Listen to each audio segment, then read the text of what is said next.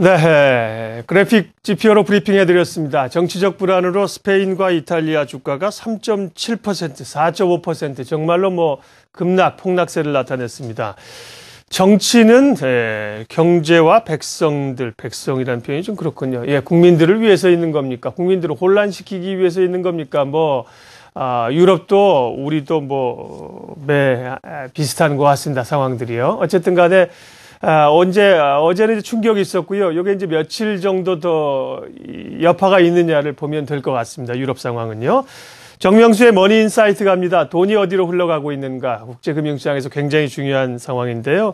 돈, 그리고 채권시장, 외환시장 움직임을 통해서 투자의 인사이트를 찾아보는 시간입니다. 대한금융경제연구소 정명수 부소장님 함께하겠습니다. 어서 오십시오. 안녕하십니까. 예. 미국의 경제 지표들은 조금씩 개선이 되고 있는 상황인데 미국 채권 시장의 변화가 있습니다. 채권 수익률, 통상 우리가 이제 금리 이렇게 얘기하는데요. 국채 수익률이 오르고 있다죠. 이게 어떤 의미가 있는 겁니까? 네, 미국의 이제 10년 만기 국채 수익률이 지금 2%를 지난주 넘어갔고요. 그 선에서 왔다 갔다 하고 있는데 미국의 금리 동향을 조금 보시면은 작년 4월 이후에 금리가 지속적으로 하락을 하다가 지난 연말부터 조금씩 이제 상승하는 그런 모습을 보여주고 있습니다. 그래서 지난주에 다우지수가 14,000을 돌파했을 때 금리는 이제 2%를 뚫었는데요. 채권 수익률이 오른다는 얘기는 이제 채권 가격이 떨어진다는 얘기가 되니까 이게 이제 거시경제 측면에서는 긍정적으로 볼 수도 있습니다. 미국이 양적 완화를 통해서 지금 금리를 이제 떨어뜨리고 있는데 구체적으로 이제 연준리가 채권 시장에서 국채와 모기 채권을 계속 사고 있습니다. 근데 이제 미국 경제 지표가 개선 조짐을 보이니까 이 채권을 조금 팔아야겠다. 또 재정 절벽 문제도 대두되고 하니까 조기에 이 양적 완화를 끝내는 게 아니냐 이런 우려가 나오면서 채권 시장에서 조금 가격 하락 압력을 지금 받고 있는 모습입니다. 예. 우리는 통상 이제 국고채 3년물을 중심으로 보는데요. 미국은 국채 수익률 10년짜리가 경기를 판단하는데 굉장히 중요한 지표입니다. 다른 분들도 최근에 이 지표를 많이 봐주고 계신데요. 금리가 좀 오른다. 채권 수익률이 좀 오른다. 이건 돈을 풀고 있는 입장에서는 좀 부담이 될 수도 있는데 금리가 오른다는 거는 이제 전반적으로는 경제에 어떤 영향이 있는 겁니까? 지금 양적 완화라고 하는 것이 금리를 낮추는 정책이거든요. 네. 금리를 떨어뜨려야만 미국 경제가 회복된다는 건데 금리가 이제 다시 이제 반등을 하고 있다라는 뜻은 경기가 회복되기도 전에 어떤 그 정책적인 효과들을 볼 수 없게 되는 거니까 경기 회복에 조금 부정적인 그런 신호로 볼 수가 있습니다. 그렇지만 제가 그래서 이제 기회 있을 때마다 증시 주변의 그 자금 흐름 중에서 이제 세 가지를 눈여겨 봐야 된다 이렇게 말씀을 드리는데요. 네. 첫 번째가 미국의 이제 고용 지표가 되겠고요. 둘째가 우리나라하고 미국의 채권 시장입니다. 구체적인 채권 금리가 어떻게 되고 있냐를 봐야 된다는 거고 마지막으로 대내 요인이긴 합니다만 박근혜 정부의 경기 부양책을 좀 주시해서 보자 이렇게 말씀을 드리거든요.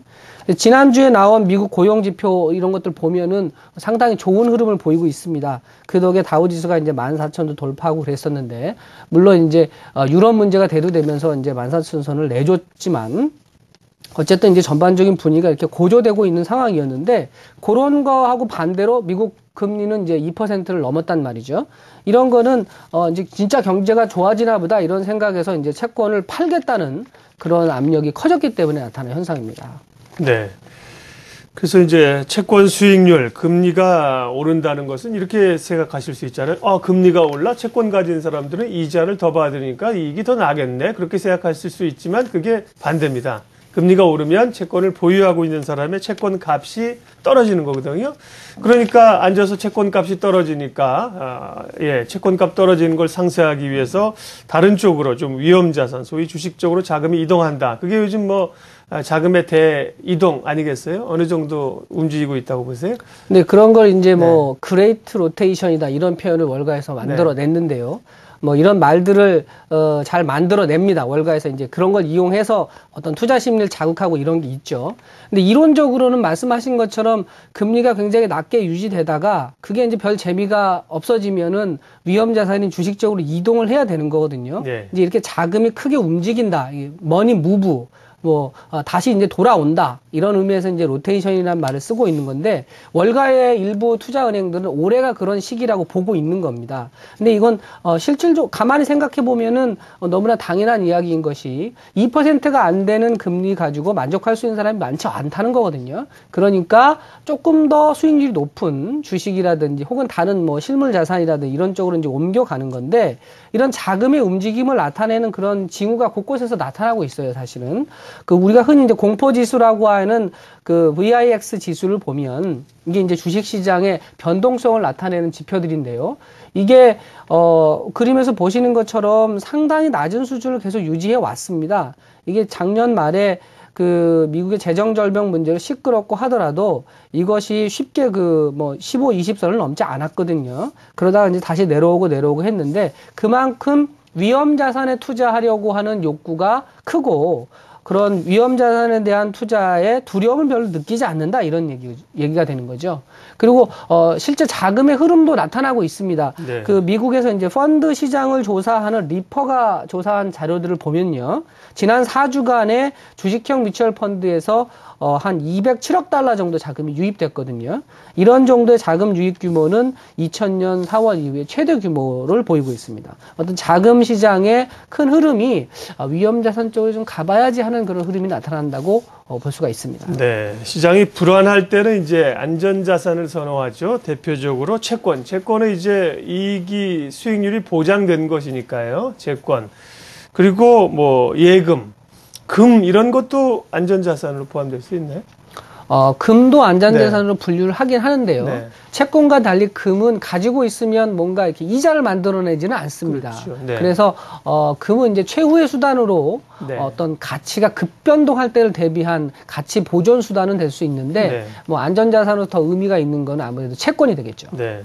위험자산이라 하면 대표적인 게 이제 주식. 주식이 위험한 상품이냐 아니 변동성이 그만큼 크다는 거죠. 주식이라든지 그러면 원자재, 상품 이런 것들도 조금 위험자산 쪽으로 분류가 될 수 있나요? 물론 그렇습니다. 경기가 예. 좋아지면 그런 걸 반영을 해서 뭐 원유 선물이라든지 네. 구리 선물 이런 쪽에 이제 반응을 하게 되죠. 네. 사실은 지난해 그리고 한 2년 동안에도 워낙 금리가 낮아서 더 이상 채권에서 수익 내기 어렵다 이런 얘기가 있었지만 채권에서 수익을 상당히 냈거든요. 맞습니다. 예, 이제 진짜 채권에서 수익 내기 어렵다 이런 얘기를 하면서요. 주식 쪽으로 자금이 좀 이동하고 있다는 건데 국내 투자자들도 그럼 이런 움직임을 좀 반영해서 투자 전략을 수정을 해야 되는 걸까요? 네, 일단 뭐 대세를 따르는 게 안전한 길입니다, 사실은. 네. 그렇지만 이제 그게 성공을 보장하지는 못하는데요. 제가 이제 생각하는 그레이트 로테이션의 방향성은 동의를 하는데 네. 그 방식에 방식에 있어서 좀 주의하셔야 될 게 있는데 첫 번째로 이게 그 채권 시장을 파괴하는 방식으로 급격하게 일어나서는 곤란합니다. 네. 그러니까 금리가 오르더라도 어떤 질서 있는 금리 상승이 중요하거든요. 왜냐하면 지금 연준이 채권 시장에서 채권을 많이 사서 보유하고 있어요. 근데 이게 금리가 급격하게 오르게 되면 연준이 갖고 있는 채권의 가격이 떨어져서 대규모 그러겠네요. 손실이 불가피합니다. 네. 그럼 미국이 지금 재정 적자를 보고 있는 상황에서 연준까지 대규모 어떤 적자를 손실을 보게 된다면은 이게 정치적으로 좀 불안정한 문제가 될 수가 있습니다. 이 재정 절벽 문제하고 유사한 거죠.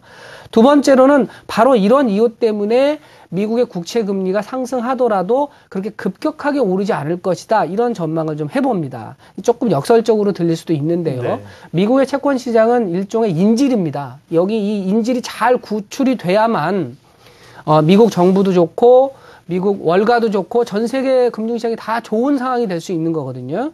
그러니까 미국의 금리가 상승하는 폭발적으로 상승하는 상태로 만들지 않고 점진적으로 질서 있게 상승하는 방향으로 갈 것이다. 뭐 이런 걸 예측을 해볼 수가 있고요. 그런 측면에서는 그레이 로테이션이 현실화돼서 주가가 아주 큰 폭으로 상승한다고 하더라도 채권 수익률이 그렇게 급격하게 오르지 않을 것이다라고 네. 하면 채권의 종류에 따라서는 채권에서도 투자 수익을 어느 정도 낼 수 있다고 봅니다. 대표적으로 뭐 초우량 기업이 발행한 그런 저금리의 회사채나 국채보다는 중견 그룹들이 발행하는 금리가 상대적으로 높은 채권들이 있거든요. 이런 거에 투자를 하시면은 올해에도 채권 시장에서 좀 의미가 있겠다 이렇게 보고요. 마지막으로 그래도 혹시 금리가 급등하면 어떻게 될 것이냐 이런 우려가 있을 수 있는데요. 그런 거에 대비해서 국채 보유 비중 같은 걸 조금 줄여놓으시는 게 좋겠다는 생각을 합니다. 그 월가에 골드만삭스라고 이제 투자은행이 있는데 여기에 게리 콘 CEO가 얼마 전에 다보스 포럼에서 이런 유사한 얘기를 했습니다. 지금 채권 시장에 돈이 많이 들어와 있는데 은행이라든지 투자자들이 이 채권 시장에 돈을 빠지는 거에 대해서 대비를 안 하고 있다 이런 표현을 했어요. 그러면서 재미있게 뭐라고 했냐면 만약에 그런 식으로 채권 금리가 오르게 되면은 골드만삭스 입장에서는 굉장히 인터레스팅한 일이 벌어질 수도 있다고 얘기했거든요. 이 월가의 투자 은행들이 굉장히 이렇게 약삭빠르게 행동을 하기 때문에 골드만삭스의 CEO가 이런 얘기를 했다는 거는 자기네들은 채권 금리가 상승할 걸 미리 대비를 했다 이런 뜻으로도 보이는 거거든요. 그러니까 채권 비중도 조금 줄여 놓으시고 대신 채권 비중 줄여 놓으신 걸 현금화해서 갖고 계시다가 뭐 주식에 조금 투자를 하실 수도 있는 거고 아까 말씀드린 중견그룹이 발행한 무슨 회사채에 투자를 하실 수도 있는 거니까 이런 거에 대비를 하셔야 되겠고요. 그럼에도 불구하고 금리가 급격하게 상승을 한다 이럴 때에는 위험관리 차원에서 일단 채권 일부를 현금화하시고 기업들의 입장에서는 저금리의 자금 조달을 미리 해놓으시는 것도 방법이고요. 또 주식 투자 입장에서는 금리가 상승할 걸 미리미리 대비하는 그런 기업들을 유심히 보고 계시다가 이런 기업들은 금리가 상승하더라도 어느 정도 저항력이 있는 거라고 볼 수 있으니까 이런 기업들에 대한 투자를 늘리시는 것도 한 방법이 되겠습니다. 네, 돈은 어디로 흘러다니고 있는가 늘 투자자라면 주목을 하고 추이를 알고 계셔야 됩니다. 정명수의 머니인사이트 대한금융경제연구소 정명수 부소장 함께했습니다. 고맙습니다. 감사합니다.